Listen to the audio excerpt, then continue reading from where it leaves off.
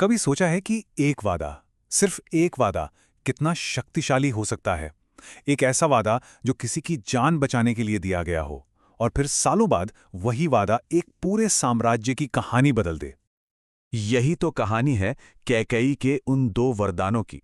चलिए समझते हैं कि कैसे एक राजा का सम्मान, एक रानी की महत्वाकांक्षा और एक दासी की जलन ने मिलकर इतिहास का रुख ही मोड़ दिया।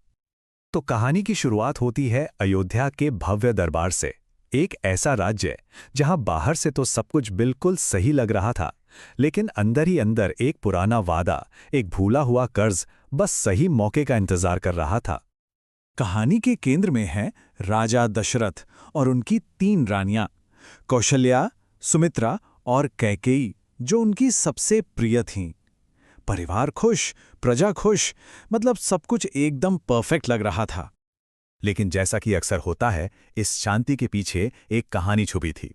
सालों पहले युद्ध के मैदान में जब राजा दशरथ की जान खतरे में थी, तो रानी कैकेयी ने ही अपनी जान पर खेलकर उन्हें बचाया था। वो सिर्फ एक रानी नहीं, बल्कि एक योद्धा भी थी। राजा इतने खुश हुए, इतने कृतज्ञ हुए कि उन्होंने कैकेयी को दो वरदान दे दिए। कोई भी दो वरदान जो वो जब चाहें तब मांग सकती थीं।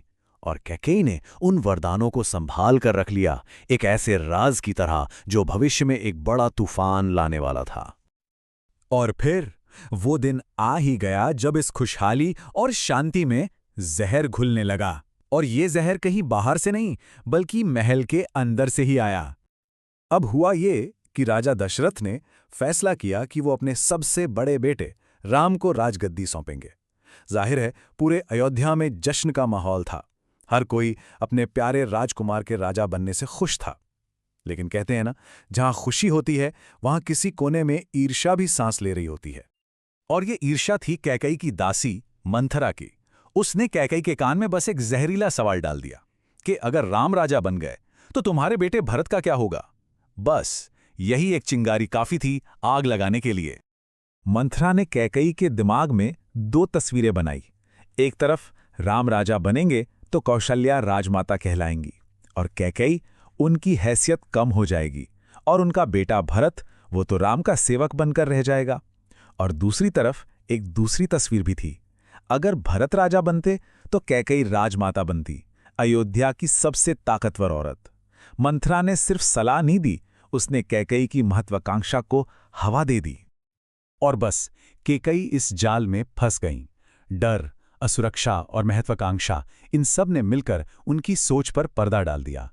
और तभी उन्हें याद आए राजा के वो दो भूले हुए वचन, वो दो वरदान जो अब हथियार बनने वाले थे।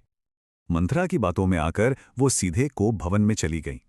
जब राजा दशरथ उन्हें मनाने पहुंचे तो कैकेयी ने उन्हें उनके वचन की याद दिलाई। राजा तो अपनी प्रिय रानी के मन की बात जानते नहीं थे। उन्होंने हंसकर कहा, मांगो जो मांगना है, रघुकुल की रीत है, प्राण जाए पर वचन न जाए। उन्हें अंदाजा भी नहीं था कि वो अपने ही हाथों अपनी दुनिया उजाड़ने का वादा कर रहे थे। तब कैकेयी ने अपने वो दो वरदान मांगे जिन्होंने इतिहास की धारा ही मोड़ दी। पहला वरदान, मेरे बेटे भरत को अयोध्या का राजा बनाया जाए, और दूसरा, राम को 14 साल के लिए वनवास भेज दिया जाए। ये सिर्फ मांगे नहीं थीं, ये राजा दशरथ के दिल पर लगे दो तीर थे। और बस एक पल में सब कुछ बिखर गया। एक वचन जो कभी प्यार और सम्मान की निशानी था, अब वही विनाश की वजह बन गया।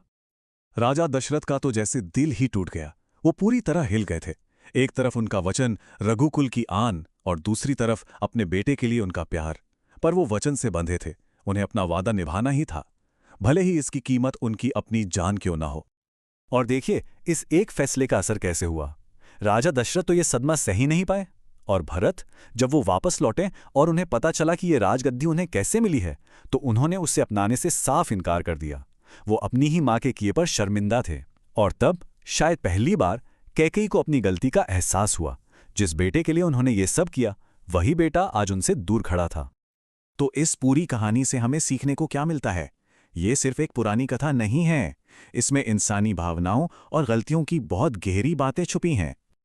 कैकेयी को राजमाता का पद तो मिल गया, लेकिन उन्होंने अपने परिवार का प्यार, उनका सम्मान सब खो दिया। उन्हें यह समझ आया कि सत्ता की इस अंधी दौड़ में उन्होंने वो चीजें गंवा दी जो कभी वापस नहीं मिल सकती। उनका ये पछतावा जिंदगी भर उनके साथ रहा। ये कहानी हमें क्या सिखाती है? यही कि सत्ता और पद से कहीं ज्यादा जरूरी परिवार और प्यार होते हैं।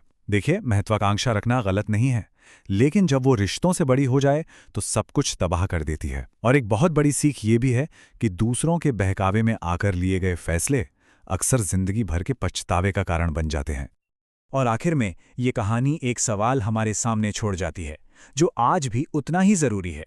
क्या जलन और असुरक्षा का एक पल जिंदगी भर के अफसोस से ज्यादा कीमती हो सकता है?